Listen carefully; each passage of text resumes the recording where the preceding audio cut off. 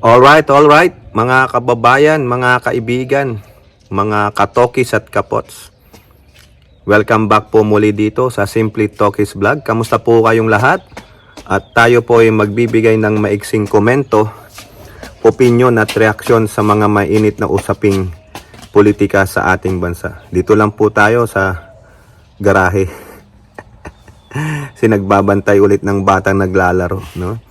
So, ang pag-usapan natin ng maiksi mga kababayan ay ito pong si Senator Bato at yung counterpart niyang si Robin Padilla.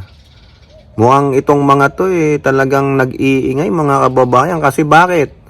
Mga senator judge para kay Sara Duterte. Biruin nyo senator judge ang mga yan. Pero, sila yung mga judges na makikita mong kaalyado nung akusado, no? At ito hirap. Uupong judge sa impeachment trial. Alam nyo na kaagad ang boto ng mga yan. Kung boboto ng no to impeachment, alam na alam. Kung bumoto ng yes, ibig sabihin nagbago. May katwiran, di ba? Pero napaka-imposible po mga kababayan, no? Napaka-imposible. Pero yan po ang masasabi natin no? For the meantime, no to impeachment sila kasi nga bias na bias sila. Pero pag-usapan natin ay itong si Senator Bato, no? Ito na-cover natin sa LS na kung saan sila po ay nabiktima. Nabiktima ng peking video na naman nagawa sa AI. Na kung saan ay yung bata daw po ay nagsasalita Gen Z, no? Mga kabataan na pinapahiwatig na hindi dapat magkaroon ng impeachment, walang magagawang impeachment sa atin, kaguluhan lang, no? Hindi makakaganda, no? Hindi nakakabuti. Ngayon, nung na-research na yung video na yon na isa palang AI generated. 'Di ba nakakaloko ang mga AI? Akala mo totoo, yung pala peke. Yung may mga movies diyan, no? Mga short movies. Ang ganda-ganda. Akala mo talagang gawa ng mga malalaking production company. Yung pala gamit lang ang isang AI software o nag-chat GPT lang. Ngayon nagkomento diyan si Bato, 'di ba? Siner niya. Sabi niya, kayo diyang mga yellows at mga terorista, no? Yung mga hindi kakampi ni Bato at ng mga Duterte, no? Tayo ay mga yellows o mga terorista daw po, sabi niya, Makinig kayo, Ayan, ibig sabihin, makita mo naman, no? Senator judge yan. I think I should do it. Senator judge yan, mga kababayan. At yan din po ay siner nung kapatid, nung tukmol nyong vice presidente na yung pumapasok ng late sa trabaho, nagsusurping-surping, lango, pag pumasok, hapon pa, no? Yung mayor ng Davao City. Sabi niya, akala ko ba, yung mga yellows, sa inyo ang Gen Z. Ayun, pati nadamay na po yung mga yellow. Kasalanan nyo ito. Ngayon, biktima sila ng peke. Nakakahiya po, lalong-lalo na tong mga to, no? Talagang todo depensa, no? Gusto nilang iparating sa taong bayan na makinig kayo sa video na yan, tingnan nyo yung gumawa niyan, Gen Z pa, batang-bata yan, buti pa to, kabataan na to, alam niya yung sinasabi niya. Pero mga kababayan, hindi po totoo yan Alam nyo ang mga DDZ, magaling gumawa ng fake news, di ba? Inamin nila yan, mga fake news maker sila. Yung video ng Pangulo na sumisinghot daw ng pinagbabawal na gamot. Foreign company pa, pinapack-check pa ng Vera Files sa India. Peke talaga, pero pinaniniwalaan ng mga DDZ. Sila ba to naniwala sa AI generated na sinasabing maniwala kayo dito. Maski na AI to, sabi ni Bato dinedepensahan niya mga kababayan. Sinundan niya yung pinost niya, sabi niya AI man o hindi, ibubuod ko na lang mga kababayan. AI man o hindi, pero alam nyo ang saloobin ng gumawa na yan. Ang tanong, sino ba gumawa niyan? Mamaya kakampi nyo lang yan. Mamaya isa sa mga DDS vloggers ninyo na fake news maker mga kababayan. Ano na? Paniniwalaan ninyo? Paano naman yung Bato? Igawa-gawaan lang ninyo yan. No, buti sana kung totoong Gen Z o millennials, whoever they are, ang gumawa niyan. Siyempre, kakampihan nyo kasi pabor sa inyo eh. So, ibig sabihin pala, yung mga Gen Z, kung totoo man yan, o millennials, mga kabataan, maniniwala lang na pag nakagawa ng mali, may aligasyon ng ganito, hindi mo dedepensahan ng sarili mo.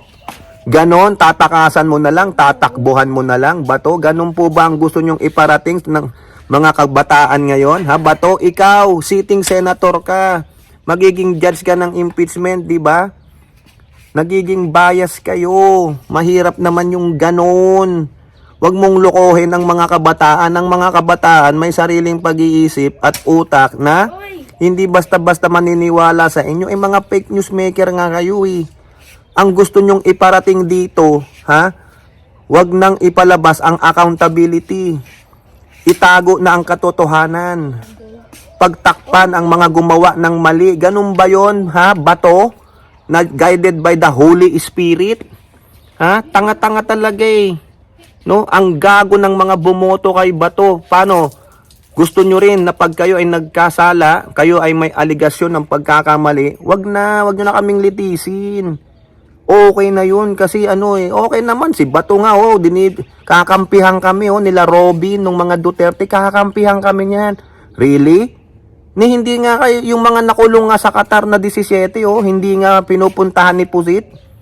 Ha? O meron pa diyan yung mga asawa ng mga Marino na nakakulong diyan sa Algeria. Ha? O sa Africa. Nananawagan sila ngayon sa Pangulo na tulungan yung mga asawa nilang nakulong na sa aligasyon ng mga bawal na gamot. Nakakulong sila. O anong ginagawa ni Pusit? Ha?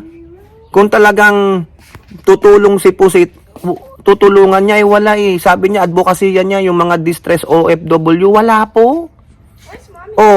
Tapos kayo gusto nyo, tularan na lang siya na tatakasan ng accountability. Di maging lawless na lang ang bansa natin, di ba Bato? Huwag mo kaming linlangin na hindi, maski na daw AI yan o hindi AI, at least yung gumawa niyan, alam niya. Alam niyang manloko. Kasi bakit? Ayaw niya rin ng accountability. Kung Gen Z man yan, ibig sabihin kung nagkamali siya, meron siyang ginawang kasalanan sa magulang niya, sa kapwa niya, tatakasan niya na lang. Ayaw niyang maging accountable. Di ba? Ganun ang gusto mong palabasin eh. Maging spoiled brat at entitled ang mga kabataan na walang accountability sa kanilang mga pagkakamali, sa mga maling action nila, decision nila. Ganun ba to? O anong culture ang gusto mong ipakita sa amin? Culture of lawlessness? Culture of violence? Culture of non-accountability and transparency? Ganun po ba? Gonggong. Di ba, pinagtanggol mo pa yung sarili mo pero mali pa rin. Ang gusto dito sa impeachment ay ipakita ang accountability ng mga politiko o ng sino man na may aligasyon ng pagkakasala. Aligasyon ng pagnanakaw, mga maling gawain, aligasyon ng pagpatay. Di ba? The word accountability ba to? Accountability. Di ba ikaw? Sa mga iring police officers mo noon, bakit ka nagpapahiring? Ha? Ikaw ang committee ng Dangerous Drug Board sa Senado. Bakit ka nagpapahiring? Di ba? Gusto mong managot, may accountability yung mga gumawa ng mali, lalo na yung mga pulis. Sa mga anak mo, ganun din, di ba? Pinagsasabihan mo, ikaw, bakit ginawa mo to? Accountability. Tapos, didepensa mo yung sarili mo na,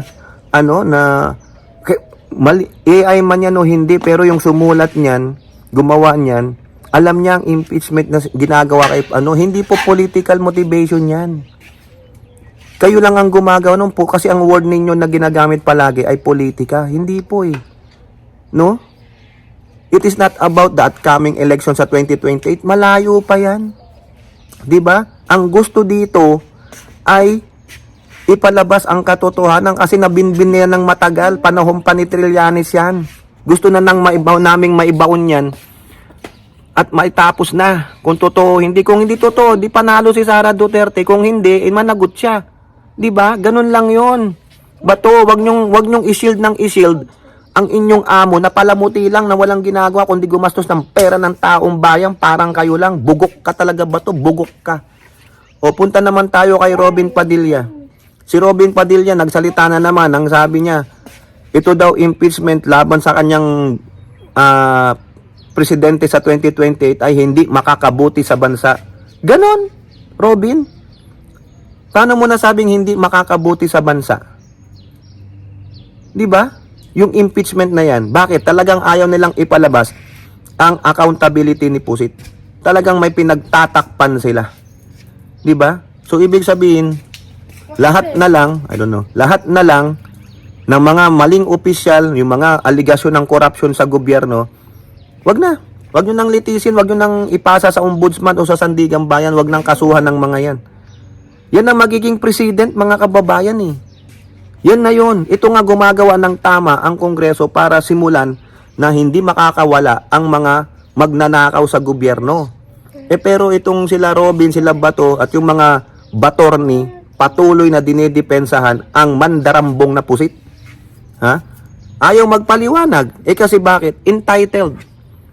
No? Masyadong spoiled brat at hindi niya kayang ipaliwanag kasi bobo siya. Hindi niya lamang isasagot niya. Ha? Feeling niya, bakit ko kailangan magpaliwanag? I-presensya sa ako. Wala kang pakialam. O, di ba? Gago. Kaya Robin, mas makakabuti nga para malaman nga ng taong bayan kung totoo hindi ang aligasyon. Mas makakabuti na kung guilty siya, mawala siya dahil hindi natin kailangan ng taong hindi marunong magpaliwanag, gastos lang ng gastos, feeling entitled na prinsesa ang hinayupak. Ngayon, kung guilty siya, makulong siya. Oo, 'di ba? Sumama na kayo, magpalit ulo na lang kayo. 'Di ba? Yun naman yata ang gusto ninyo mga animal ka, no? Well, hindi daw makakabuti sa inyo, hindi makakabuti, pero sa sambayan ng Pilipino makakabuti. Makakabuti pa nga kay Sara yan para malinaw niya ang sarili niya, mapagtanggol niya ang sarili niya. Sinabi niya na yan, ba't kayo kasi harang ng harang? Pangpunyeta kayo. No? Mga bugok talaga tong mga Batorni na to O kayo po, ano pong inyong masasabi? Comment down below and don't forget to like and share. Hope to see you on next videos. Bye-bye. God bless.